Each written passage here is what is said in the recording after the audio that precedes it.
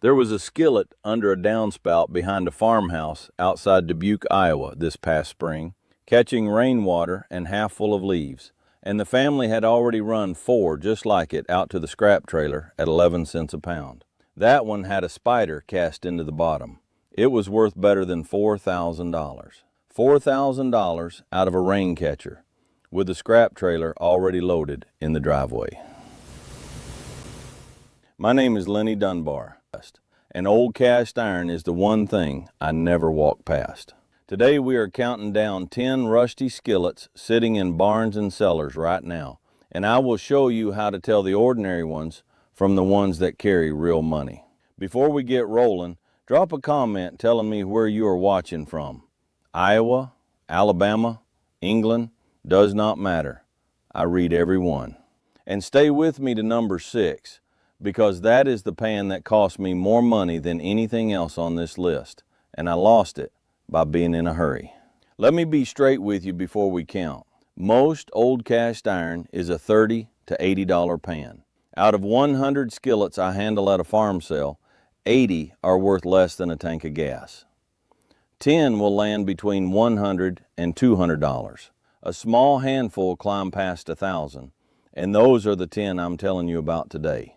Rare is rare. But rare is also sitting in a root cellar with a mouse nest in it. Here's why the old pans are different, and nobody bothers to explain this part. Run your thumb around the inside of a brand new skillet. It feels like fine sandpaper. That is how iron comes out of a sand mold. The old foundries ground and machined that cooking surface slick as a window pane, because no woman in 1910 would buy a rough pan. That step costs labor, and one by one the American foundries quit doing it to save a nickel. So a smooth, glassy interior is your first clue. Second clue is weight. Set a modern 12-inch pan next to a 1920s 12-inch pan, and the old one feels almost hollow in your hand. They poured thinner because they finished better. Third, before about 1910, they poured the iron through a channel called a gate, then broke the tab off the bottom and filed the scar smooth. That scar is a gate mark, and a gate mark means early. 2 quick dating rules. If a pan says made in USA, it was almost certainly made after 1960, because that is when the country of manufacture marking came in. And a raised ring circling the outside of the bottom is a heat ring, which generally means before about 1940. Those rings locked the pan into the holes on a wood stovetop so it would not slide. And when stoves went modern, the foundries quit spending the iron on them. One more thing, and this one costs people the most. The size number cast into a pan has nothing to do with inches. It matched the stove hole it sat in, and every company numbered differently. A number 8 is not 8 inches. I have watched people measure a pan with a tape and argue with me about it. Let us start at number 10. Number 10, the unmarked smooth bottom skillet. No name, no logo, nothing but maybe a number and a letter, and everybody walks straight past it because they are hunting a name. But the big foundries ran unmarked lines on purpose. They sold the branded pans to the department stores, and the same iron with the logo left off to the 5 and dime. 2 prices for one product. The feature that gives it away is the lettering. The unbranded Wagner line never abbreviated anything. It will spell out the size in flat typewriter block print with no maker name anywhere near it. That is a Wagner in plain clothes. Second, the interior has to be machine smooth. A rough, pebbly casting with no name is just a rough pan with no name. At a church rummage sale in Kewanee, Illinois, there was a cardboard box under the folding table. $5 for the whole thing. 4 crusty skillets in it. 3 were nothing. The 4th had that typewriter lettering and a mirror smooth interior, and it went for $65. Not a fortune, but it is repeatable, and repeatable is how this works. Your checklist. 1. Feel inside for machine smoothness. 2. Look for spelled out words, never abbreviations. 3. Make sure the bottom is not a rough, pebbly casting. Names to watch even with no name on them. Unbranded Wagner and the Griswold Iron Mountain line. Number 9 is the one almost everybody already has in the house. Number 9, early Lodge, from before the modern rough finish. Lodge is the last old American foundry still running down in South Pittsburgh, Tennessee. And because they are still in business, folks assume every Lodge is a common store shelf pan. Most are. But Lodge did not stamp their name on their pans until the late 1970s, so the older ones are unmarked. The feature that gives it away is the notches. On the older ones, the heat ring is broken by 3 small gaps at 3 o'clock, 6 o'clock, and 9 o'clock. Collectors call them 3-notch Lodges, and they run from the 1940s into the 70s. Second, Lodge did not add the little helper handle opposite the main handle until the mid-70s. No helper handle means older. At a farm auction outside Hastings, Nebraska, they ran a hay wagon of kitchen iron across the block as one lot, $11 for the load. 2 3-notch Lodges in it, a number 8 and a number 10, worth about $50 and $90. Your checklist. 1. Count the notches in the heat ring. 2. No helper handle means before the mid-70s. 3. A size number with an abbreviation and no maker name. Names to watch? Lodge, and the 3-notch era in particular. Number 8 is the one people confuse with an ordinary Lodge, and it is worth 3 times as much. Number 8, the Lodge Blacklock. Blacklock was the name the foundry used in its earliest years, before a fire changed the company, and those pans are a different animal from anything with the modern rough finish. The feature that gives it away is the raised lettering combined with a heat ring on a pan with a genuinely smooth interior. Modern Lodge is rough. Blacklock era iron is not. Second, the proportions run thinner and lighter than you expect for the size. At an estate cleanout in Hannibal, Missouri, one was hanging on a nail in a smokehouse. Black as coal and smelling like 60 years of hickory. Good ones run from about $85 to $250 depending on size and condition. Your checklist. 1. Smooth interior on a Lodge shape. 2. Raised lettering, not stamped. 3. Heat ring present. Names to watch? Lodge Blacklock and the earliest South Pittsburgh castings. Number 7 is the one where you finally get to read a logo. Number 7, Griswold with the small block logo. Griswold ran out of Erie, Pennsylvania from the late 1800s until 1959. And this is the everyday later logo, the one most survivors carry. A small block Griswold number 4 runs about $150, and the mid-sizes sit in that same neighborhood. The feature that gives it away is the cross inside a circle with Griswold in a plain block box. Later, common, and still worth many times an ordinary pan. Second, check the bottom for Erie, PA, because the more the bottom says, the more you generally have. At a flea market in Coshocton, Ohio, a small block number 4 sat on a table of garden tools with a $4 sticker on it because the seller had it filed under scrap metal. Your checklist. 1. Cross in a circle, block box. 2. Read every word on the bottom, not just the name. 3. Smooth, machined interior, always. Names to watch? Griswold and the Erie marks. Now number 6, and I am still sore about it. Number 6, Wagner Ware out of Sidney, Ohio. Wagner ran from 1891 to about 1959. And they were the only real rival Griswold ever had.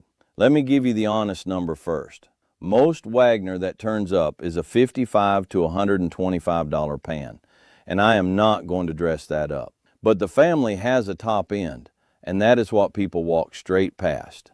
The feature that gives it away is the finish. Wagner machined and polished their better lines until the cooking surface came up like a mirror.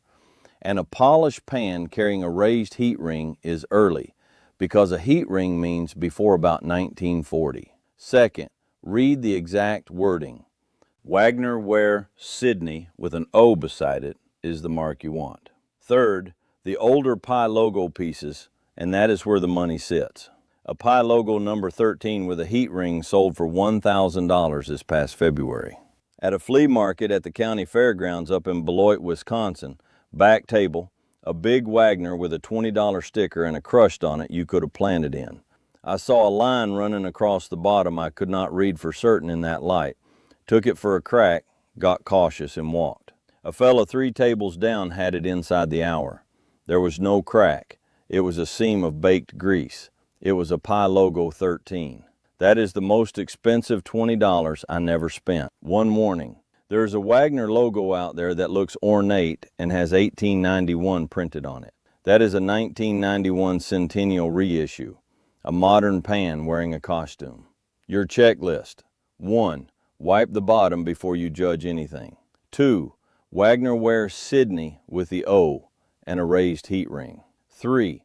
No country of origin marking anywhere. Names to watch. Wagner Ware Sidney, the Pi Logo lines, and Martin Stove and Range out of Florence, Alabama, which collectors call the Griswold of the South. Quick pause. If you are getting something out of this, hit subscribe. I put out a new one every week pulled from real barns and real auctions, and I would rather you catch the one that matches what is sitting in your own cellar. Now, number 5. Number 5, favorite stove and range out of Piqua, Ohio, and it is the friendliest logo in cast iron.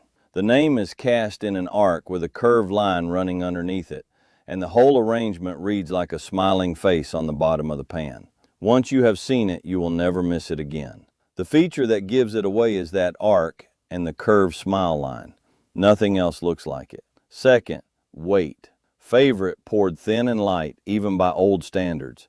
So if a pan feels too light for its size, turn it over and look. The company was gone by 1935. So there is only so much of it left, and no more coming. A common size, a 9 or a 10, is a $60 to $100 pan. The large sizes and the odd sizes are where it climbs, and it climbs hard, because those were never made in any quantity to begin with. At a barn sale near Vincennes, Indiana, one was being used as a drip pan under a lawnmower. Your checklist. 1. The arc and the curved smile line. 2. Unusually light for its size. 3.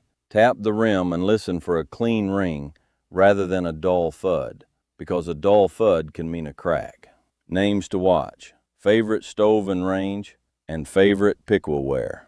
Number 4 is the one that has been faked more than anything else on this list. Number 4.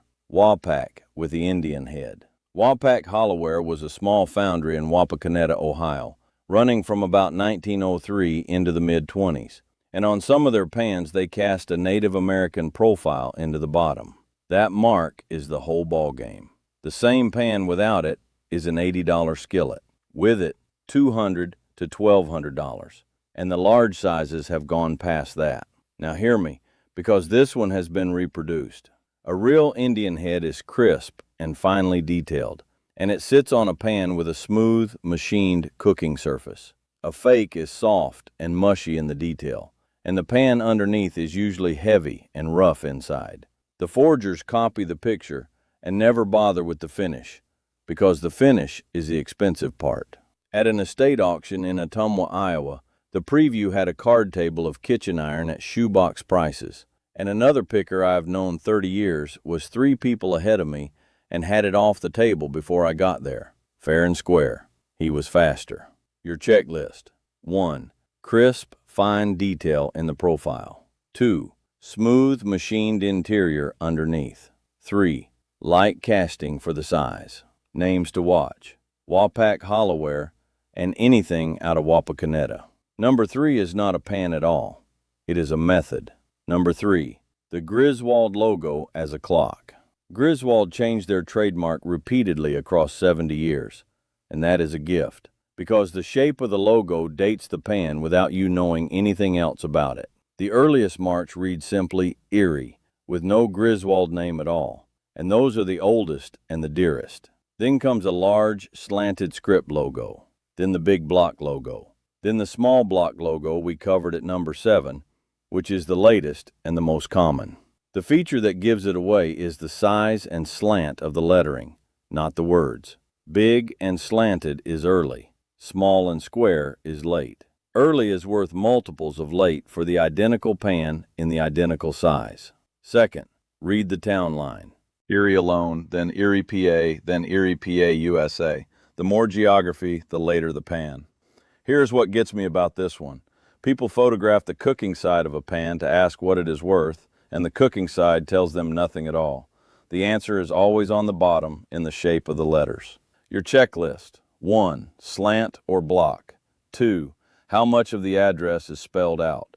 3. Cross that against the size number. Names to watch. Every Griswold era, but Erie above all. Number 2 is the pan the whole hobby chases. Number 2, the Erie Spider. Griswold cast this one out of Erie, Pennsylvania in 1890 and 1891, and then they stopped. Here is why they stopped, and it is the whole story of the pan. The Spider was cast raised, standing up proud off the bottom. Set that skillet on a wood stove eye, and the highest thing on it is the Spider, so it ground a little more of itself away with every meal cooked. Most of them wore their own logo off. Fewer than a couple hundred are known with the Spider still readable. The feature that gives it away is the Spider itself, and there is no mistaking it. Second, the size. One size only, a number 8, about 10.5 inches across. Anybody showing you a Spider in a number 12 is showing you something that is not a Spider. Third, how crisp that Spider still stands, because that is what decides the money. A worn one carrying pitting sold for $4,000 this past February.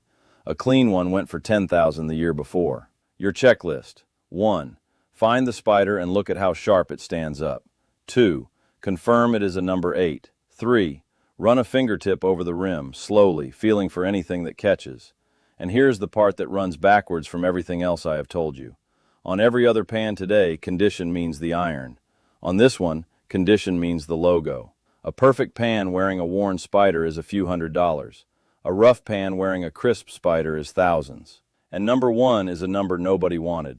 Number 1, the Griswold number 13. Griswold poured skillets from a number 0 up to a number 20, and the 13 is the one that sat on the shelf. 13 was unlucky. Nobody bought a 13 for a wedding present. Nobody bought one for a farmhouse kitchen, so the foundry poured fewer, and the few that went out went to people who did not care about the number and used them hard. Fewer made, fewer survived, and now it is the pan the whole hobby chases. The feature that gives it away is the numeral. Turn the pan over and read it. That is the whole identification, and it is the only pan on this list where the number itself is the money. Second, the logo era. Exactly the way we read it at number 3. A large block 13 carrying a heat ring sold for $3,300 this past February. Slant logo 13s out of that same auction ran $2,100 to $2,600. Third, and this one stops people cold, the lid on its own. A fully marked Griswold 13 skillet lid sold for $6,750 last August.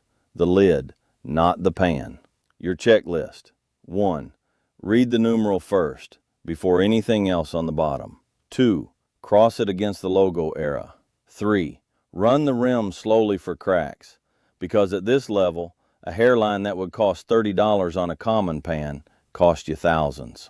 Names to watch. Griswold above all, and any number 13 in any brand. Do not go out looking for a 13 and expect to find one. That is not how this works. You read every number on every pan you handle for the rest of your life, and one day the number is a 13. Now, condition, quickly, because it decides everything. Cracks hurt. A warped bottom that rocks on a flat table hurts. Deep pitting hurts. Rust hurts far less than people think, and dirt and baked-on grease cost you nothing at all, so do not panic about a filthy pan. And here's the big one. Do not grind or sand a pan smooth. I have watched a man take an angle grinder to a $200 skillet and turn it into a $40 skillet in 90 seconds, because grinding erases the casting detail and every collector sees it from across the room. And do not soak a rare pan in oven cleaner before you have identified it. Read the mark first, identify it, then clean it, and never the other way around. One honest word before we finish. The numbers I have given you are real sale prices out of the collector market, most of them out of auctions inside the last 18 months, and that market moves. Treat them as a guide, not a promise, and have anything you believe is genuinely rare looked at properly before you sell it. Here's what gets me. Nobody ever teaches anybody these marks. There is no class, no pamphlet in the mailbox, nothing. So a family cleans out their mother's house. The whole kitchen goes to the scrapyard. And the fellow at the scale knows exactly what he is buying at 11 cents a pound. The flippers know. The scrap men know. They count on you not knowing. That is not a conspiracy. It is an information gap, and this video closes it. 10 pans down, and it comes back to the same thing every time. Value hides in plain sight, not behind glass in a museum, in the pan under the downspout, the pan holding the shed door, the pan with the petunias planted in it by the back step. So tonight, check the cellar, check the smokehouse, check that shelf in the garage nobody has touched since your grandfather passed. Turn every pan over, look for the smooth bottom, the notches, the heat ring, the gate mark, and read the logo before you read the rust.